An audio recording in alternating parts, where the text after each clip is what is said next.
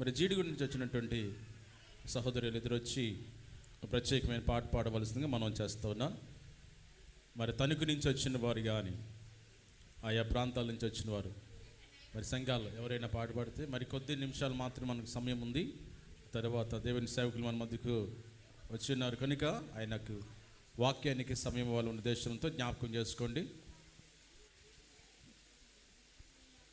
యేసయ్య నీ ప్రేమ నా సొంతము, నాలోన పలికిన స్తుతి గీతము. యేసయ్య నీ ప్రేమ నా సొంతము, నాలోన పలికిన స్తుతి గీతము. ఏనాడు ఆరని నా దీపము, నా జీవితానికి ఆధారము. ఇమ్మానుయేలుగా నీ స్నేహము, నాలోన నిత్యము ఒక సంబరం.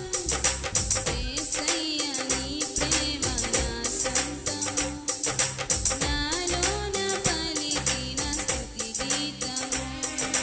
యేసయ్య నీవేగా తొలి కిరణము, నాలోన వెలిగిన రవి కిరణము.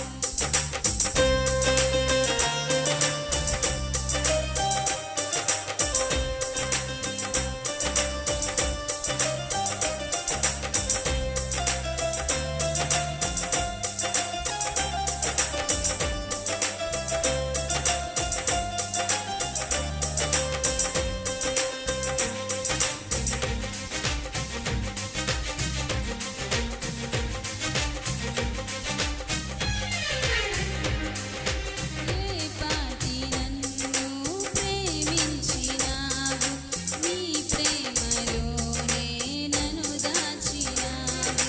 నా భారమంతా నువ్వు మోసినావు, నన్నెంతగానో మెచ్చించినావు.